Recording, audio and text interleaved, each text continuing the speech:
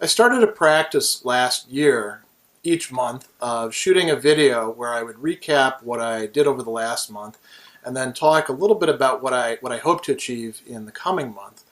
And since this is the January update, I thought that it would be a good time for me to look back at the entire year, mostly about my YouTube activities, but also about some of my other professional work, and to talk about what's going on this year in 2014. We have a lot of really interesting projects lined up, and I'll talk a bit about those when I get to the 2014 part. But first I want to talk a little bit about what happened during 2013, which turned out to be quite a big year. I continued teaching part-time at Marist College and got quite a few videos shot for my intro class and then quite a few for the ethics classes as well. I'm continuing to teach online for Marist in the winter session and summer session as well, so I'm really teaching close to a 3-3 load for them. And I've done a lot of other stuff. The face-to-face teaching is just a sliver of what I've been up to. So if we look at YouTube itself, I've shot, in the last year or so, I estimate something like about close to 130, 140 videos. And I went and I tallied them up. There were 70 core concept videos, those short, 15 to 30 minute videos about particular topics. And that's quite a few, so I'm very happy with that. We're at about a little over 100 of those now, if I remember right. And I didn't get quite as much done on the existentialism videos as I would have liked to. Eventually, it's supposed to be a course of about 100 videos. I added about another 15 of them, but each one of those is an hour, so that's 15 hours more of footage on Heidegger and Shestov and some other thinkers as well. I ended up shooting somewhere around 13 or 14 personal videos, mostly over the downtime that I had, which I'll talk about in a few minutes. Some of these were about particular issues like being adopted or coping with depression, or most recently one about love and infatuation that I shot for one of my students. And quite a few of these were about my own philosophical development. I went through these stages like a Sartre phase and a Nietzsche phase and a Wittgenstein phase. And then there's also some philosophers who I continue to be very interested in, like Anselm and Maurice Blondel. So I shot quite a few of those. My intro classes, I recorded, I think, every single class session. So that added another 46 videos to the Intro to Philosophy course list. I think it's around 70-odd videos now. So 70 hours of footage of Intro to Philosophy, focused on particular texts, more on ancient and medieval than modern or contemporary, but there's still some contemporary in there. And what else? I recorded a number of different talks that I did here and there, but I'll talk about that a little bit more. I started doing these channel updates, and I think that's something useful. I also started doing these Philosoph-Geek reflections on the technosphere, which is quite a mouthful. I've shot 4 of those so far, and I plan to continue those. And something else that I did towards the end of the year that I had a lot of fun with, and there's a lot to do in the coming year with, is using Hangouts on air. And I thought that this was going to be more or less like a regular Google Hangout that people could like pop in and pop out and I'd be able to see them. As it turns out, that's not really the case for Hangouts on air. You have to have your guest list, so to speak, established ahead of time and then invite people in. So it's better for kind of symposia or forum things, or Q&A with somebody like me who produces content and writes and talks. So that's what I did for the first one. We did a not very well publicized one on Socrates, and even though I think we maybe put the event up just 2 days before it took place, we had about 30 people come in, ask questions, give comments, and it ran. I originally wanted it to run for about an hour, but we went about an hour and 20 minutes. You can see the video. I'll put a link to it here with the annotation. And that was quite a bit of fun. So I think we're gonna start doing those fairly regularly. I'd wanted to do one of those for New Year's Eve, but unfortunately, both my wife and I were under the weather, and so we decided to scratch that. But we're going to be doing quite a few of them in the coming year. Let's move on to talks. So this was a good year for talks. I gave quite a few of them in a number of different venues, some of them at colleges and universities, some of them at conferences. I didn't record all of them with YouTube. Some of them I recorded as podcasts, and you can find them if you go to my Facebook page. I think I've got it listed there. I did a few radio shows, mostly internet radio, with Insight Radio and with Theology Matters. I did 3 shows with Theology Matters and 2 shows with Insight Radio, and those were sort of call-in type of things. The Insight Radio, about an hour and a half of back and forth discussion. That was quite a lot of fun. And then the Theology Matters is actually a 2-hour show. First hour is me and the host talking, and then the second hour is actually people calling in, and I try to address their questions or concerns or comments as best as I can. So that was a lot of fun. What else happened in 2013? I guess one of the big bits of news was in June, out at the beach at Montauk, I damaged my knee. I tore 2 ligaments in my left knee, so that incapacitated me for quite a while. I wasn't up shooting the videos that I wanted to do until really around August. I started shooting videos in front of the chalkboard again.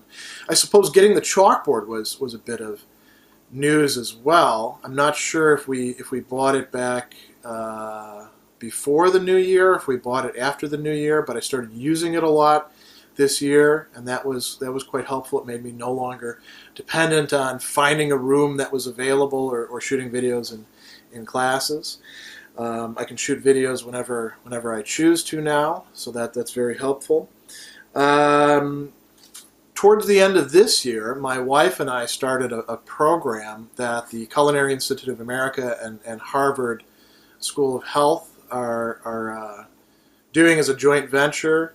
And it's sort of this holistic idea that's combined with exercise and cooking classes, and how to carry out substitutions with foods to make them more healthy, not only in terms of calories, but in terms of providing you what you need over the day, and connected with mindfulness training and health coaching, and they're rolling all these things into one big shebang. And so we got into that, and we're involved with it.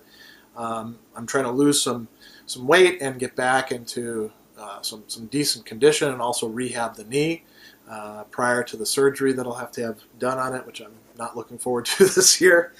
Matter of fact, if I could find some way to get out of that altogether, I probably would. What else? I got some writing done. Published a few pieces here and there. If I remember right, some of the encyclopedia articles that I'd written for the new supplement to the Catholic Encyclopedia came out on Stoicism, the unconscious, and 19th century philosophy. And I've got a piece on Aristotle and some phenomenologists coming out in a book. Really, I think that came out this fall.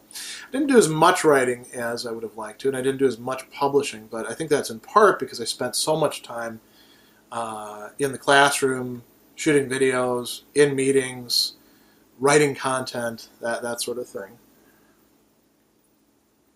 I spent a lot of time building my online presence, and not just as Gregory Sadler, the sort of philosophy guy, but also with the company that my wife and I use as our umbrella for these activities, Reason.io, Reason It Out. And so I spent quite a bit of time and energy and effort sort of consistently putting in content and engaging with people on these online forums. Interestingly, most of my work didn't happen on the ones that are devoted to philosophy, like the American Association for Philosophy Teachers or the Public Philosophy Network, because those really aren't doing that much right now, surprisingly. They're just starting to get moving. Instead, it's been, I would say, in two main areas. One has to do with social networks, and one has to do with educational platforms. And they kind of overlap a bit. You know, YouTube has YouTube EDU, and I'm in there.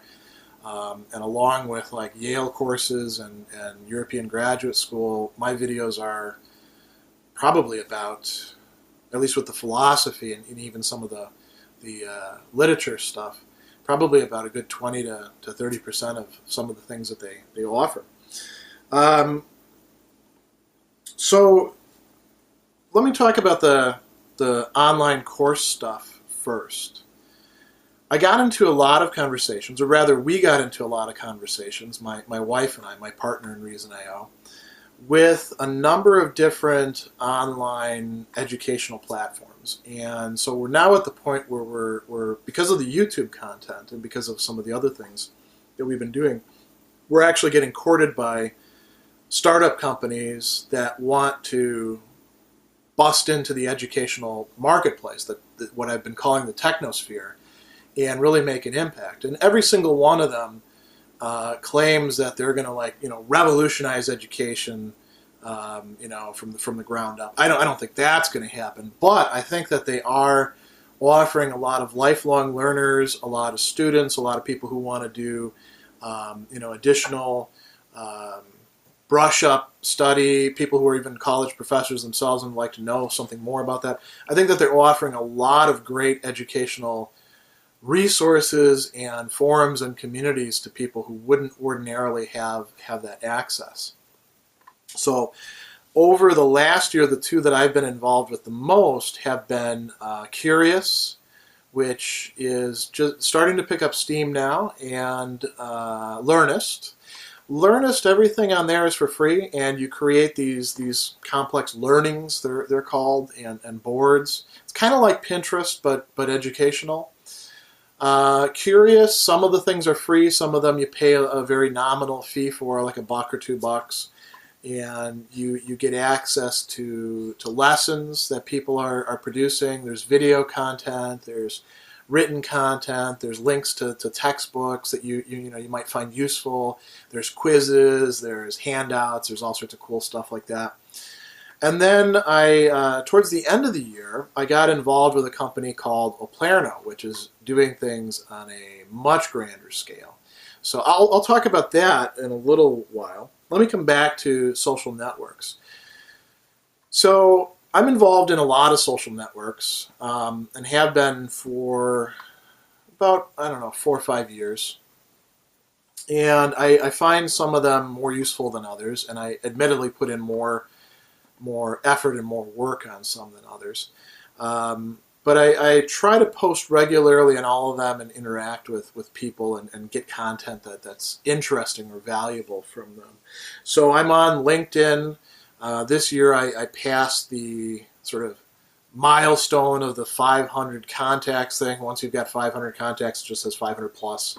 And I'm now at the point where I'm getting a lot of interesting requests to collaborate through that.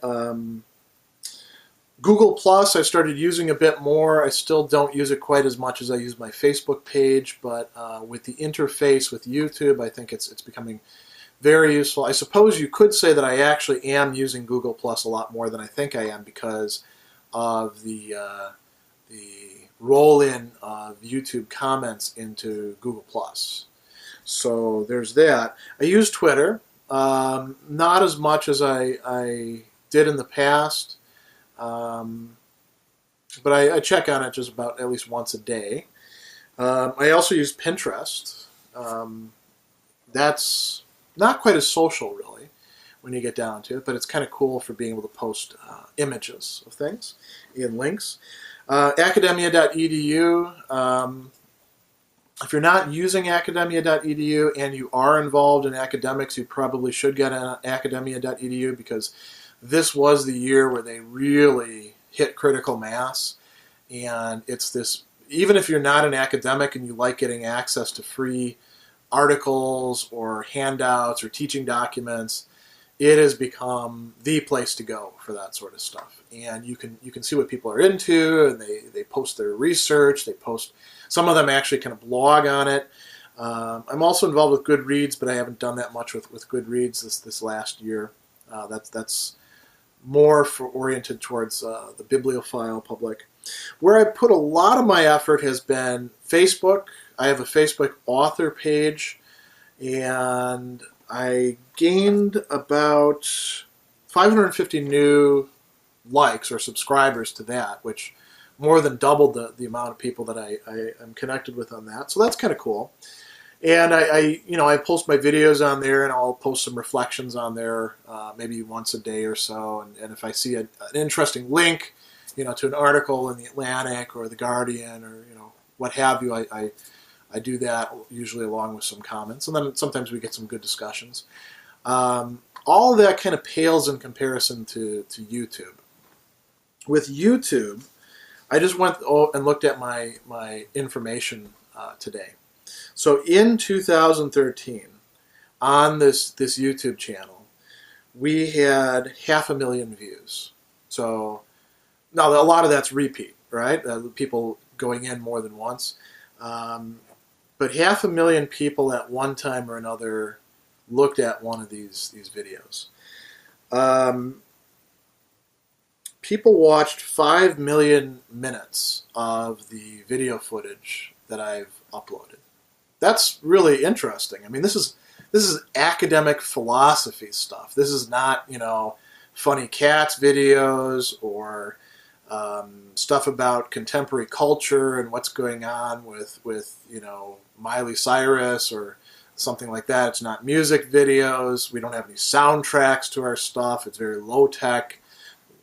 We have backdrops that are bookshelves, and we had 5 million minutes watched. People paying attention to these great texts and thinkers, and hopefully, this is one of the things that we unfortunately can't track.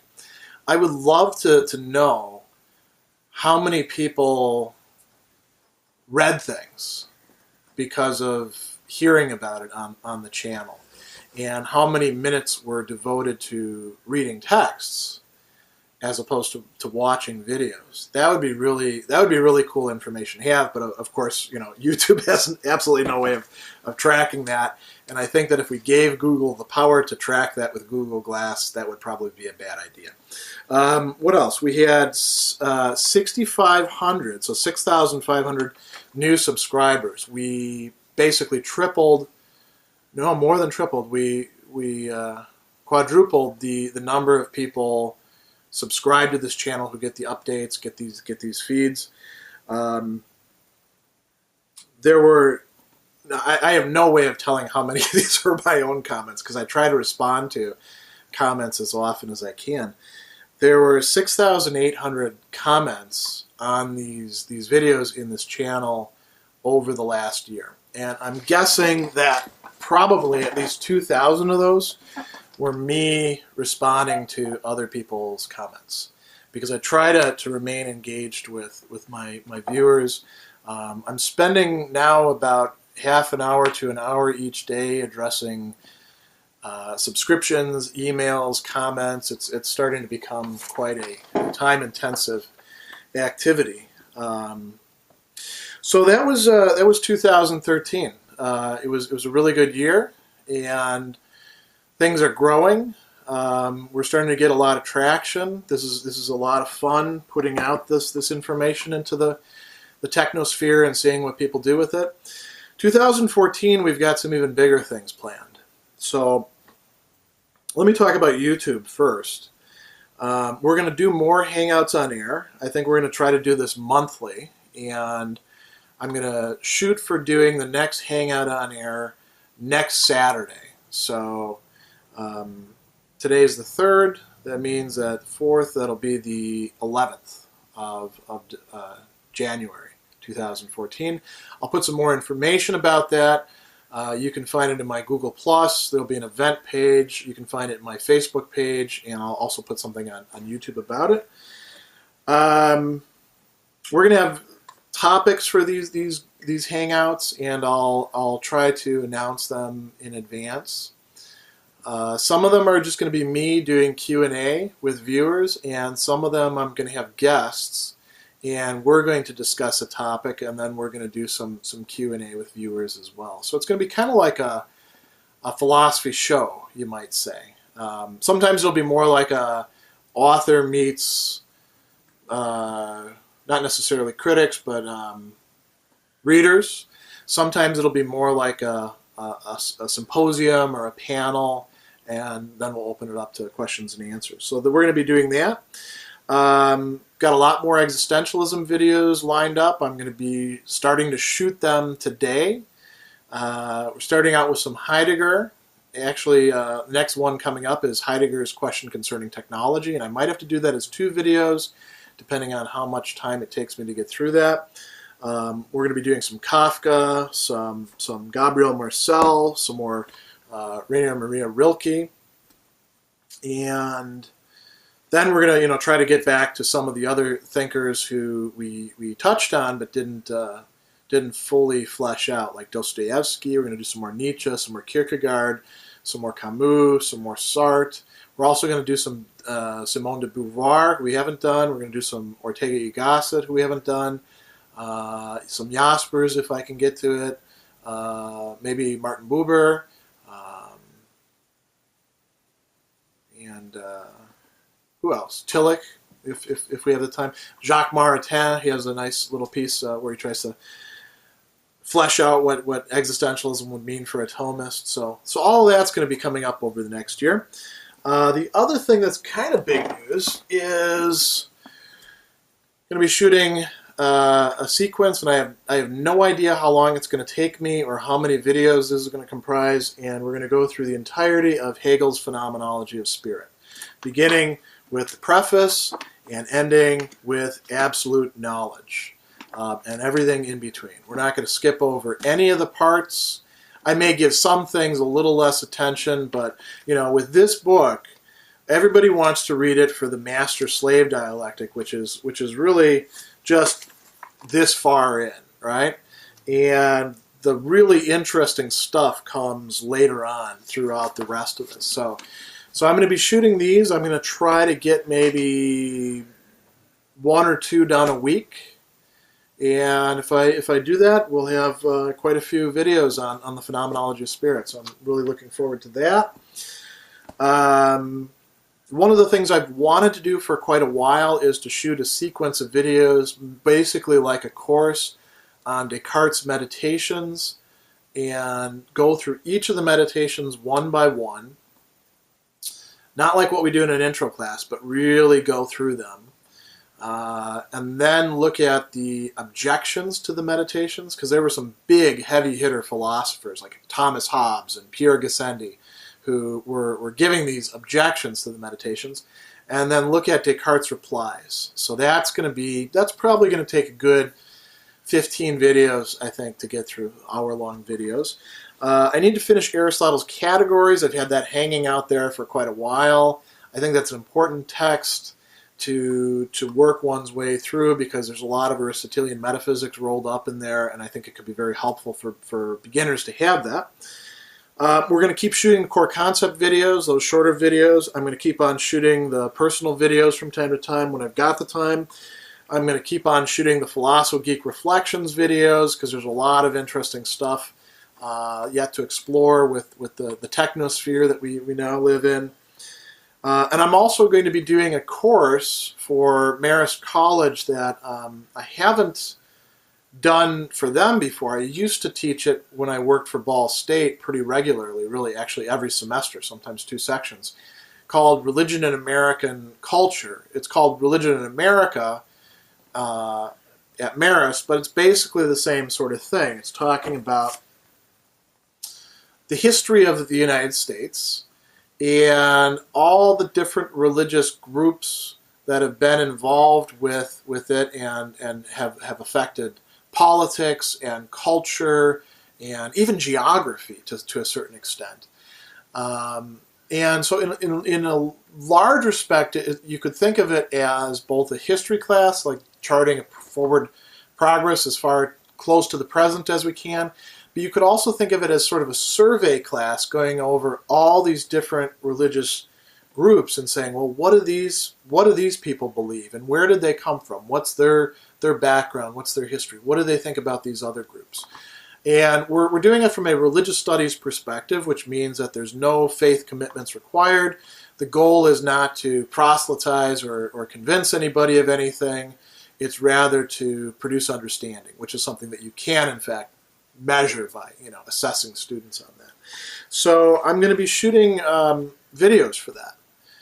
In part because my students benefit from having the course videos available to them. They can always go back over the material. And in part so I can use it to develop online classes based on the same content later on. And in part because I think people, in my viewership might be interested in that. So I'll put a link to what the textbook is going to be in case you're interested in it. Class is actually going to start the 22nd of January, and I'll be uploading videos from that point on. Not the first class, because that's the go over all the syllabus, get everybody to sign the release kind of thing. But then from that point on, we're going to be doing it.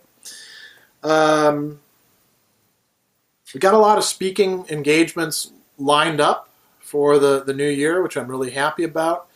One of the things I'm going to be talking about, I think, quite a bit will be the 7 deadly sins. I touched on that a bit in a talk that I did at Marist last semester, where I only got to talk about it for an hour. There's a lot of other interesting things. I'm going to focus in specifically on particular representations or discussions of, say, gluttony. What does that actually consist in? Like, for instance, the monks thought that you had to get gluttony down or you didn't have a prayer of getting any other vice taken care of if you couldn't handle gluttony. There's a number of other topics that are connected with that, like artistic depictions of the sins and what's going on with this iconography through the ages, and how are they depicted in this poet's work and in this poet's work, and why do we have such a impoverished conception of them in the present? So there's a lot of material to talk about. I'll be doing some closely focused things on what Alcuin thought about these, or what Thomas Aquinas thought about these, or what Gregory the Great thought about these, or how John of the Cross transformed these into the spiritual sins, having to do with the interior life and things like that. So that's going to be a lot of fun. That's only a bit of the talks that we've got going on. We've got some workshops in development. Some of these things have to do more with practical reasoning. I've got a few proposals and papers out there under review. So I don't know which conferences I'll actually be going to at this point over the coming year, because the way it works in academia is you send out a proposal, and either it gets accepted and they say, all right, you're in the conference, or it gets rejected and they say, no, you're definitely out, or they say, well, we'd like you to tweak it a bit, and then it's up to you whether you want to conform to what they want. So I've got a few things like that going on. I don't know what exactly I'll be presenting on, but I know I'll be going to some of these conferences. I'll continue doing the radio shows so long as they want me to do them on the Insight Radio and Theology Matters, and I might be doing a few other radio-related items. We're in some talks about that. I'm thinking about starting quarterly face-to-face meetups in the local area. I'm in the Hudson Valley in New York, so we're thinking about doing things in this area, or perhaps down in the city, once every quarter. So one during January through March, one April through June, and so on. I think it'd be kind of cool to meet up with the people who are enjoying the videos.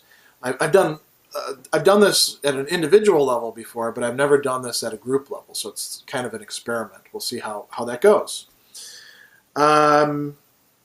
What else?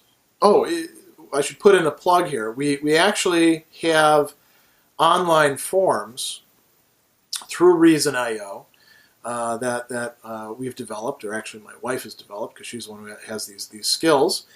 If you're interested in booking me for a talk or suggesting that some organization book me for a talk, we have forms that you can actually download and fill in and then send to the organization and say, hey, you know, I like this guy.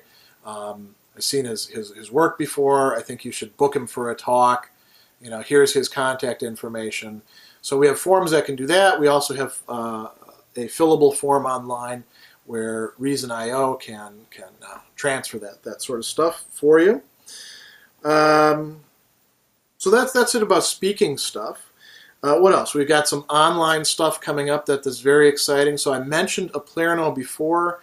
Accredited is doing what some of these other online educational formats or programs or platforms are doing, but they're doing it at a higher level. They're actually seeking accreditation. So courses that would be offered for college credit. And they invited me and a number of other instructors whose work they'd seen and who they liked to submit course proposals, to go through their orientation process, to produce online courses that will be offered for credit. And I'm happy to say that they approved my Introduction to Existentialism course, which is going to use some of the videos that I've shot so far in the existentialism sequence. I'm going to be supplementing it with a lot of other materials, developing modules for the students, quizzes, writing assignments. There are going to be sort of like weekly online meetups where it's going to be Q&A and discussion about existentialism and these key thinkers. We're going to be looking at about 12 or 13 different thinkers over the course of a 12-week semester. And it is going to cost something, but the Accredited is keeping the costs pretty low.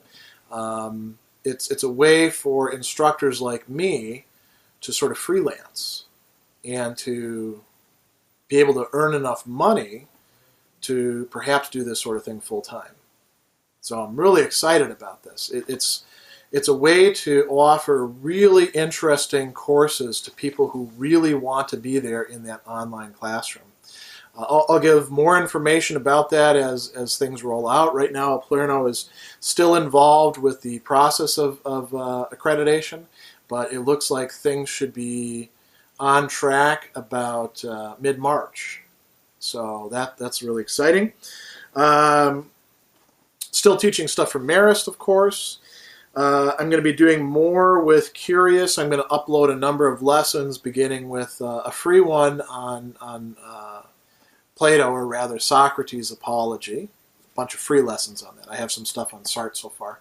And then I'm going to start uploading some lessons that'll actually cost a minimal amount to do, but they'll have all sorts of cool things, cool features like quizzes and handouts and yeah, you know, the sort of thing that you expect out of a course. I'm going to keep learning. I'm going to keep adding things to my Learnist courses. Those are kind of nice.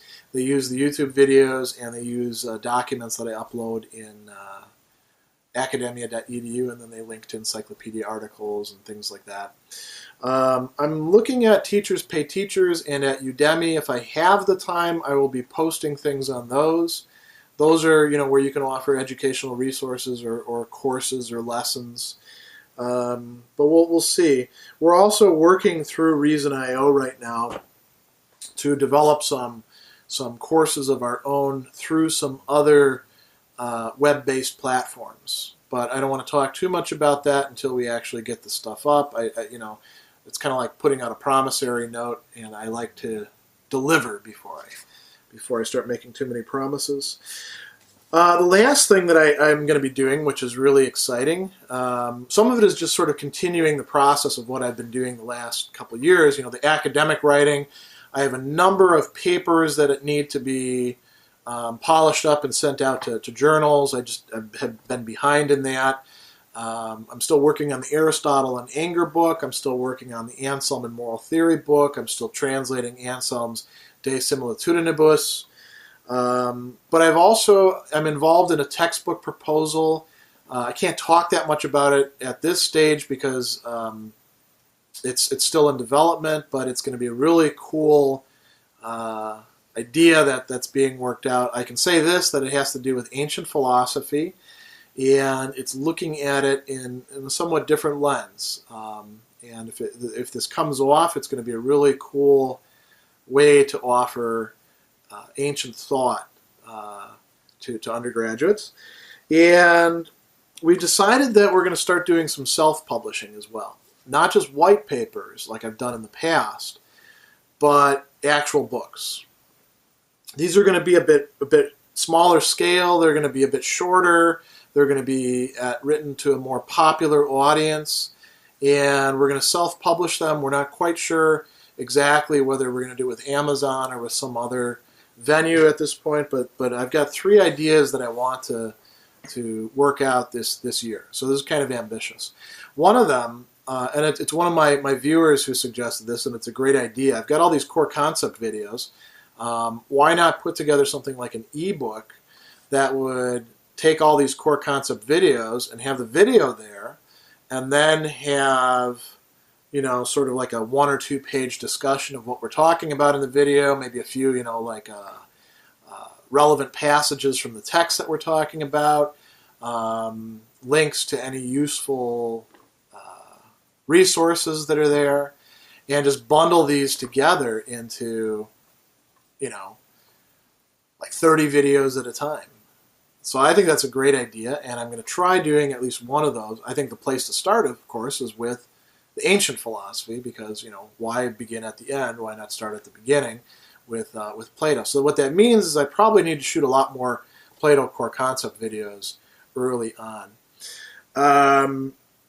One of the things that here's another project. One of the things that I've been involved with over the last couple of years is students and lifelong learners writing me and saying, hey, I want to study philosophy.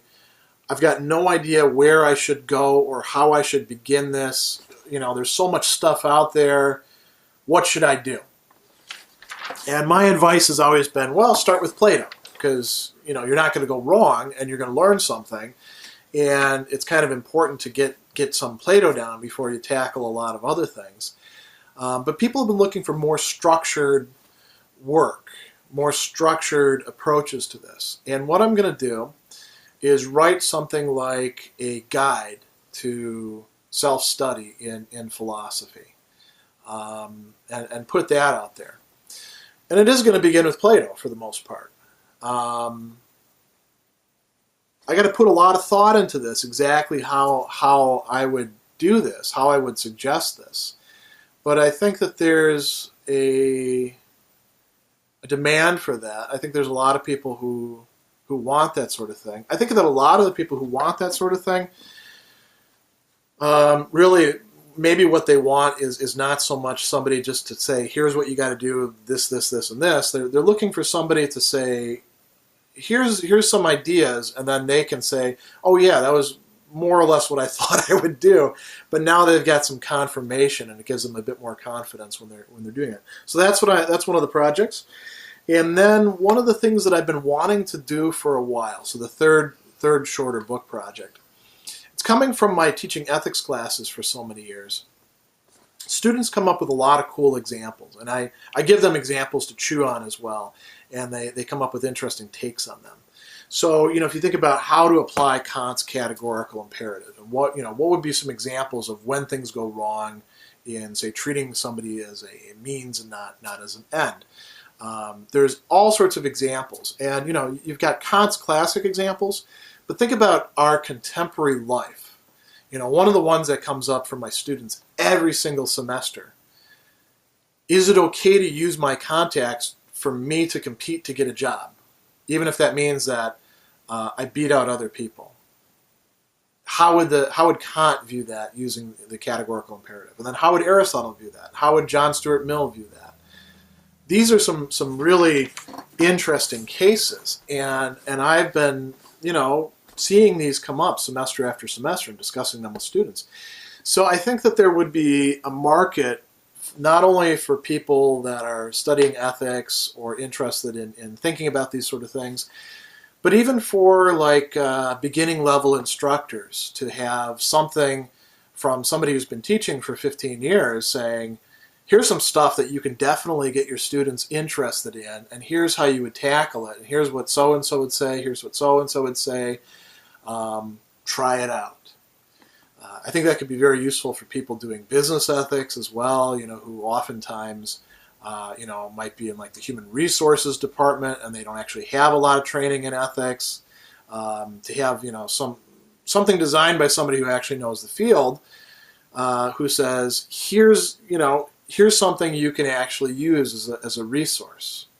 So that's an awful lot to get done, but we're talking about a year. So if I just stick with it, I think that all these things are possible, and we're really looking forward to 2014. I think that what's been going on up till this point in 2013 and 2012 and in 2011 when I was still at Fayetteville State before I moved up, all that was some good building and some good momentum, and now 2014 is going to be a very exciting year.